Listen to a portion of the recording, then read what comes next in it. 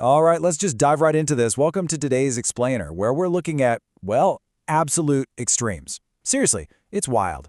We're going to examine exactly how content creators can completely hijack our nervous systems. We'll start with a viral micro-horror transcript from Dark Mind Stories, and then we're going to completely flip the script and look at a profound concept of spiritual fortitude. It is crazy how just a handful of carefully chosen words can either make you freeze in panic or ground you in total peace. So how are these two opposing forces actually built? Let's break down the anatomy of this fear first. Okay, look at exactly when this creator kicks things off. 3 a.m. It doesn't start at 10 p.m. when you're probably still watching Netflix, right? It doesn't start at 6 a.m. with the sun peeking through the blinds. No. 3 a.m. is universally recognized as the middle of the night, literally the witching hour. By just throwing that number out there, the author immediately isolates the main character. And honestly, they isolate us, the audience, too. At 3 a.m., the whole world is asleep. You're completely on your own. It's just the absolute perfect blank canvas for dread. And man, watch how fast they engineer that dread. Let's look at this step-by-step breakdown. We go from totally normal sleep to absolute nightmare mode in like seconds. Step 1, a whisper of his own name. Boom, an immediate invasion of his personal space. Step 2, he does the visual check. He looks around, but the room is completely empty. There's no physical explanation, no intruder to fight off or run away from, which is somehow way worse. Then step 3, the phone rings. The escalation is just relentless. The creator doesn't let the character or us take a single breath. We go straight from an inexplicable whisper in an empty room right into this sudden, jarring technological intrusion. Which brings us to the twist that just completely shatters reality. The call was coming from his own number. Up until now, we could kind of rationalize it, like maybe he was dreaming or maybe it was just some creepy prank call, but this specific detail literally breaks the laws of physics and logic. It's an impossible scenario. And in horror, when the impossible infects the one device you rely on for connection and safety, your phone, the suspense just goes through the roof. It's no longer just a creepy situation, it is a full-on existential threat. To really make us feel this impossible scenario, the author grounds it in very real, physical reactions. Look at these specific details straight from the text. He froze.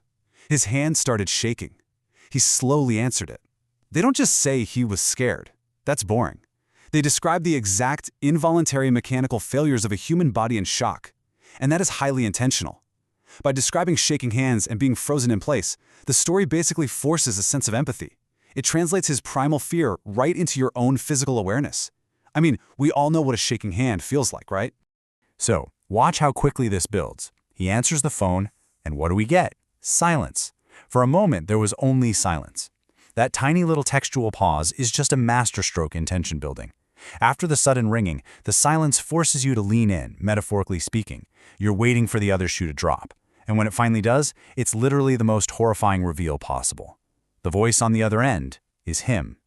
Those whispers he heard in the empty room, they were his own. The impossibility of the caller ID is totally confirmed by the reality of the voice. Don't look behind you. Seriously, just let those words sit for a second. This right here is the absolute climax of the narrative. This phrase isn't just dialogue, it's a command that practically demands a physical, instinctual reaction from anyone who reads or hears it. Even as I'm saying it to you right now in this explainer, I bet a tiny part of your brain kind of wants to check over your shoulder. The narrative has instantly shifted from this internal psychological mind-bender into a very real, immediate spatial threat standing right there in the room with him. And then we get the ultimate cliffhanger. His heart stopped because and that is exactly where the transcript ends. It just abruptly cuts off. Now, why on earth would they do that? Well, because no monster the author could ever describe will be as terrifying as the one your own imagination cooks up. By cutting the text off right as the ultimate threat is about to be revealed, they force your brain to fill in the terrifying blanks. The dread becomes completely personalized to whoever is consuming the story. It's a super effective and, honestly, kind of cruel psychological trick to make the story absolutely unforgettable. Okay, moving on to our thematic contrast, moving from fear to spiritual power. Let's all take a breath and completely shift our perspective here. We just looked at the absolute fragility of the human mind, but this next text explores its ultimate strength. It comes from a piece titled Unwavering Faith and Spiritual Power, or in its original context, Atut Vishwas or Aditmik Shakti. Think of this concept as the ultimate anchor against that sudden dread we were just talking about. In the horror story, the guy's reality collapsed instantly, and his physical body completely betrayed him.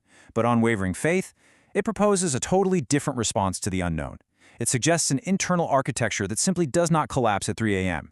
It's this profound idea that no matter what inexplicable or terrifying thing happens in the outside world, you have this unshakable core of peace internally. The real takeaway here is this massive contrast. On one side, panic gives us visceral fear, shaking hands and a stopped heart. Our environment is completely dictating our internal state. But on the flip side, unwavering faith gives us steadfast spiritual power, where our internal state dictates how we interact with our environment. This explainer is fundamentally about control.